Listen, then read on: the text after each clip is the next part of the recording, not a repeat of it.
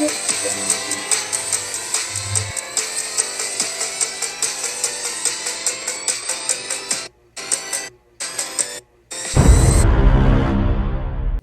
is going on to all my Autobots out there? It is your boy, your man, Stooksy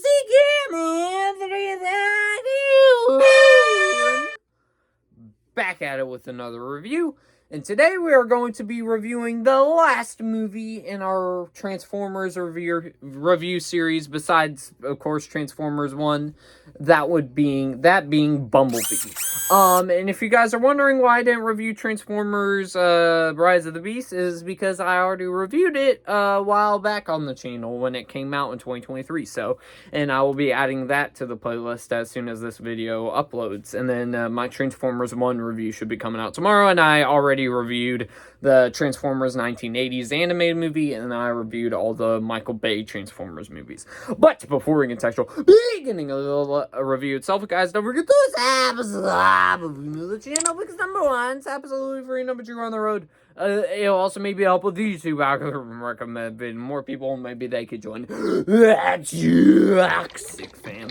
And do feel free to comment your thoughts on Bumblebee down below. But before we get into actual beginning of the review itself, guys, let's get right into it. And let's give a quick plot synopsis of the movie, shall we? So, transition and choose them, yeah. Run in the year 1987, Bumblebee, the Autobot, seeks refuge in a junkyard in a small California beach town.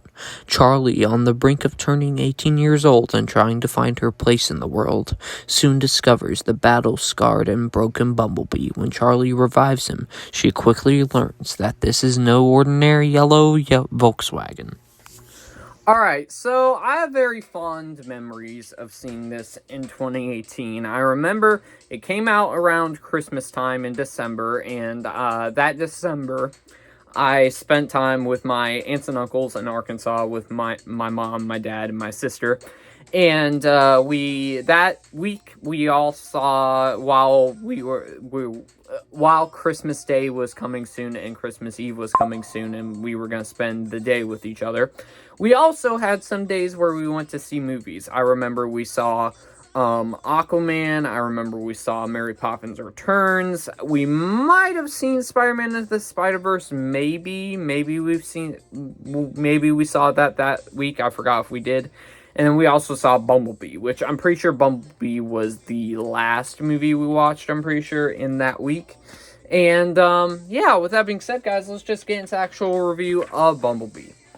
And start off with the good here, I have the opening sequence. I think the opening sequence is really dope. I think it's probably the best opening sequence out of all the Transformers movies, where you are on Cybertron and it is showing all the Autobots and Bumblebee and Optimus, or Bumblebee escaping while Optimus fends off all the Decepticons. I think that was a great way to start the movie. Another good, the 80s aesthetic and old school Amblin entertainment vibes. This is a movie that has those sort of vibes. It reminds you of E.T., The Iron Giant, Little Monsters, all sorts of those types of movies that came around at that time. And it brings a very nostalgic feeling while watching the movie. So yeah, I loved the aesthetic for this movie with the 80s setting and the old school Amblin entertainment era of movies that this movie gives. Another positive, the CGI. I think the CGI is really, really good in here. I think this is there is probably, I would say, one instance where the green screen doesn't look good, but everything else, I think the CGI was nailed throughout this whole entire movie, and definitely probably might be the best CGI out of all the Transformers movies, also giving the Autobots new looks, which I actually enjoyed these new looks, because this is basically a soft reboot / kind of prequel to the Michael Bay verse movies, but it is a reboot.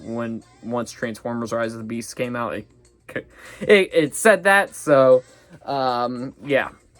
Also, another good, it actually focusing on Bumblebee, like the title promises, which Most of the Transformers movies, even though I love some of them, I think they do not focus on the Autobots. They focus more on the human characters, which some of them I don't which some of them I go like, okay, they're not the worst human characters to deal with, and then there's some where I don't want to see these people. I want to see Autobots and Decepticons fight each other, and that's the main part of the movie.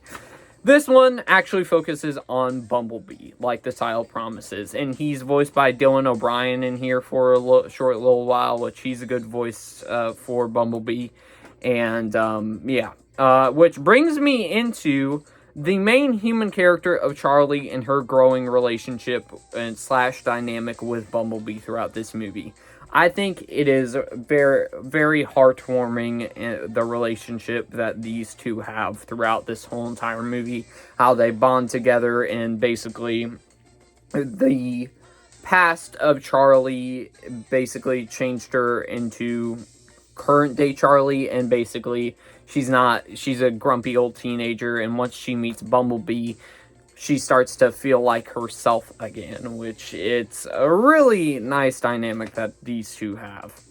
The rebooting the franchise was the right decision. I think it was a good idea to not continue off the Michael Bay verse movies, because I think each of them would have gotten significantly worse or just as bad as the last few ones, because those last two movies in the Michael Bay Transformers franchise were not good, especially Age of Extinction. I already went on a full-on rant the other day about how crap that movie is. The comedy, there's a lot of fun Comedy where they're trying to teach Bumblebee to how to do things in the real world, and also how he's trying to find out how to do things in the real world. So, yeah, which brings me into another positive with John Cena as Agent Burns, which I believe he started his acting career around a year before this, and this is one of the breakout roles of John Cena's acting career, kicking off his career, if that makes sense, with him as Agent Burns in here. While still his character kind of being cartoony in a sense, he's still really fun in here, and it shows his pre-Peacemaker acting chops in here throughout the whole entire movie. The straightforward story. I think the straightforward story actually works in here, because the last movie was The Last Night, where it tried to be a little bit kind of different with its storytelling, and this is more straightforward, and unlike the other big magnum opus action sequences, stories in the Bayverse movies, but this one gives you more of a straightforward story that I alluded to earlier, where it is kind of old school Amblin Pictures vibes with the movies such as E.T. and Iron Giant and all that stuff. The length. This is the first second Transformers movie, besides the 80s animated movie, and, this is the first live-action Transformers movie that actually has a decent runtime, where the other ones are 2.5 hours long, or 3 hours. This one, I think, is maybe like a tad bit over 2 hours, maybe 5 minutes or so, but it's perfectly watchable because of how shorter it is compared to all the other movies, and I think it meshes everything it's trying to do very well in that runtime. The soundtrack in here, as I mentioned before, it takes place in the 80s, and there's some songs in here that you've heard before, but there are also some songs that you haven't heard before that it's cool to hear them in this specific movie. So I think the soundtrack in here is really good for Bumblebee. The emotional moments. I never got really emotional when I was younger while watching this movie. This time I did, particularly at the ending. I thought the ending was effective, and I wasn't expecting that because I already watched this movie so many times when it came out on 4K, and I watched it over and over and over again. And this time, I felt something different, and it was able to hook me with that relationship that Charlie and Bumblebee have. And Charlie is by far the best human character to follow, and you do not mind following her at all throughout this film. Also, another good Charlie's backstory, as I mentioned before, the growing dynamic between Bumblebee and Charlie is really good, and it follows from her backstory that she has with her father, and I think that ties in really well, and you sympathize with her quite a bit, unlike some other human characters in other types of movies like this. We have two more positives. We have the side character of Memo, which most of the comedy, I would say, comes from him. He's really funny in here as this little side character that's kind of crushing over Charlie. Final positive, how it wraps up. I think it wraps up very beautifully, as I mentioned before, with the emotional moments category of this. I think it wraps up perfectly for this movie, and yeah.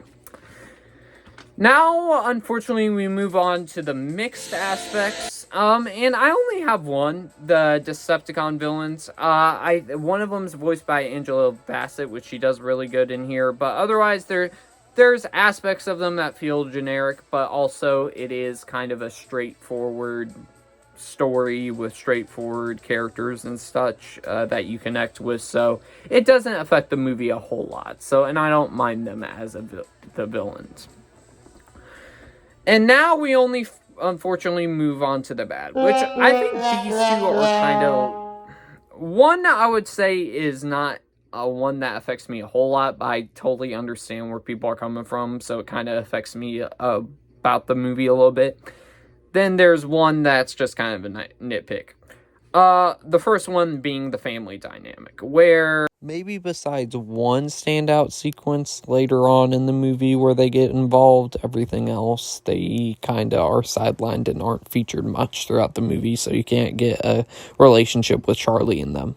But anyways, besides that, that's really a nitpick. And then the big one I have is the familiarity. It is very, as I mentioned before, it is very reminiscent of 80s and old school Amblin Entertainment movies during that 80s era or close to 80s era. This one feels very reminiscent of E.T. the Iron Giant with its story. So that's one negative I have against it, but it doesn't change the fact that I still like this movie quite a bit. Alrighty then, ladies and gentlemen, now the review is over. Now let's bring up the toxic meter.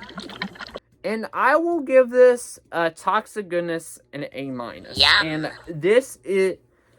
We'll see when I'm reviewing Transformers 1 tomorrow about if this one might be my favorite of the franchise. I don't know, because I have a tier list coming soon ranking all the Transformers movies, and then I also have a straight up ranking video ranking all the Transformers movies. So we'll just have to see which one I love more. And I love this one. So with that being said, guys, I hope y'all enjoyed this toxic movie review of Bumblebee. Be sure to let me know your thoughts on the movie itself down below. But with that being said, guys, I'll see y'all next one, everybody. Peace.